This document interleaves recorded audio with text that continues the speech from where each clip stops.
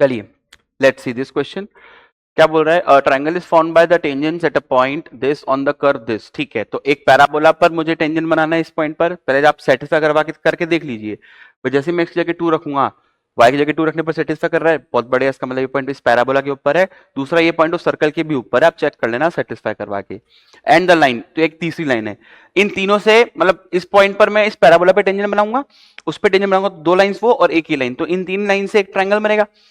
अब वो पूछ रहा है कि find the radius of circum circle. ठीक है, उस ट्रायंगल का जो सर्कम सर्कल का रेडियस है वो आर है, तो आर स्क्वायर क्या होगा। ठीक है, चलिए तो इसमें मैं क्या क्या यूज करने वाला हूं।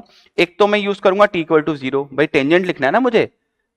ठीक है, लाइन की इक्वेशन तो ढूंढनी पड़ेगी मुझे, तो टी इक्वल टू 0 का यूज करा जाएगा।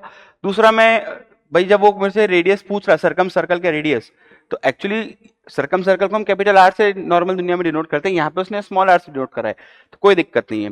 फॉर्मूला क्या होता है, मैं फॉर्मूला लिख देता हूँ। कैपिटल आर का फॉर्मूला होता है A B C by 4 delta.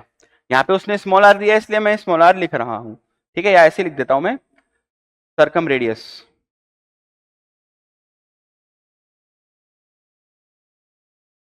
ठीक है, सर्कम रेडियस बोलते हैं इसको, तो ये हो जाएगा A B C by 4 times delta. ABC क्या है, लेंथ ऑफ द साइड्स, और डेल्टा क्या है, एरिया ऑफ द ट्राइंगल, जो आप ट्राइंगल हम बना रहे हैं। समझ में आया। चलिए तो देखते हैं इसमें। तो पॉइंट पहला कर्व क्या है, y square equal to 2x। ठीक, पहला कर्व है y square is equal to 2x। Point है 2,2। तो t इक्वल टू 0 से मैं इक्वेशन लिख देता हूं इसकी टेंजेंट की। तो क्या आ जाएगी, वाई स्क्वायर की जगह y1 और 2x की जगह पर x प्लस x1, तो ये हो जाएगा x प्लस 2।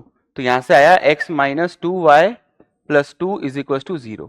एक तो ये आ गई। अब सर्कल क्या है मेरे पास, सर्कल है मेरे पास x square plus y square equal to 4x। X square plus y square is equal to 4x। ठीक, equation number 1, x square plus y square equal to 4x। इसमें भी 2,2 पर t इक्वल टू 0 लगाया जाता है। ठीक है, तो लगाया जाएगा तो क्या आएगा, एक्स स्क्वायर की जगह x1, वाई स्क्वायर की जगह y1, और इधर आ जाएगा 2 टाइम्स x प्लस x1। समझ में। ठीक है, तो इधर देखो 2x से 2x गया, 2y बराबर 4, तो y बराबर 2, तो एक साइड ये आ गई। ठीक, तो फाइनली क्या हुआ, मेरे पास अब एक ट्रायंगल बन चुका है। ठीक, इस ट्रायंगल की एक साइड तो है y बराबर 2, एक साइड है ये वाली लाइन, कौन सी वाली, x माइनस, या ऐसे लिख देता हूं चलो, x माइनस 2y प्लस का 2 इज इक्वल टू 0। ठीक, और एक लाइन मुझे उसने क्वेश्चन में दे रखी है, कौन सी लाइन है, x plus y is equal to 2, x plus y plus 2, x plus y plus 2 is equal to 0। क्या ये बात समझ में आ रही है। तो अब मुझे क्या करना है, मुझे पॉइंट ऑफ इंटरसेक्शन निकालने पड़ेंगे। ठीक है, इसका नाम उसने दिया नहीं है कुछ भी, तो ए बी सी ये पॉइंट ऑफ इंटरसेक्शन मैं निकाल लेता हूं, और फिर वहां से मैं लेंथ में निकाल के, और जो हमारा फॉर्मूला है उस वो निकाल लेंगे हम लोग। ठीक है, तो इन दोनों का पॉइंट ऑफ इंटरसेक्शन ए और बी निकालना तो बहुत आसान है, क्यों, क्योंकि बस मुझे y का वैल्यू 2 रखने की दे रहे हैं यहाँ पे। ठीक है, तो जल्दी से एक बार आप इसको देखो कैसे करेंगे, कैसे निकाला जाएगा इसको। चलो रख ही देते हैं। जैसे मैंने y को 2 रखा है यहाँ पे, तो y को 2 रखते ही देखो -4 जनरेट हो गया, तो x का वैल्यू 2 आ गया ना, तो a पॉइंट तो 2,2 हो गया ऑटोमेटिकली, देखिए आप। ठीक है, वैसे ही y को मुझे 2 यहां पे रखना है, तो 2 रखते ही वैल्यू आ गया -4। ठीक, अब जो ये एक सी वाला पॉइंट है, इसमें भी देखो ऐसा कोई टेंशन नहीं है। जैसे ही मैं दोनों इक्वेशन को सब्ट्रैक्ट करूंगा, सब्ट्रैक्ट करते मेरा आंसर आ जाएगा। क्यों, देखो भाई जैसे सब्ट्रैक्ट किया तो ये इसमें से गया, 2 से 2 भी गया, तो y का जो भी कोफिशिएंट बचे 0 ही बन रहा है वो तो यानी कि 0 तो आ चुका है y, और y 0 आते x का वैल्यू आ गया -2, तो सी पॉइंट हो गया -2,0। क्लियर है। तो अब मैं लेंथ निकाल देता हूं सारी। ठीक है, चलिए तो ए बी की लेंथ निकाली जाए, तो ए बी जो होता है वो एक्चुअली में सी होता है। ठीक है, चलो निकाल दो लेंथ, क्या आ जाएगी भाई, ये तो डायरेक्टली 6 आ जाएगी, इसमें तो कोई टेंशन है ही नहीं, क्योंकि देखो ना 6 क्यों आएगी, देखो 2 और 2।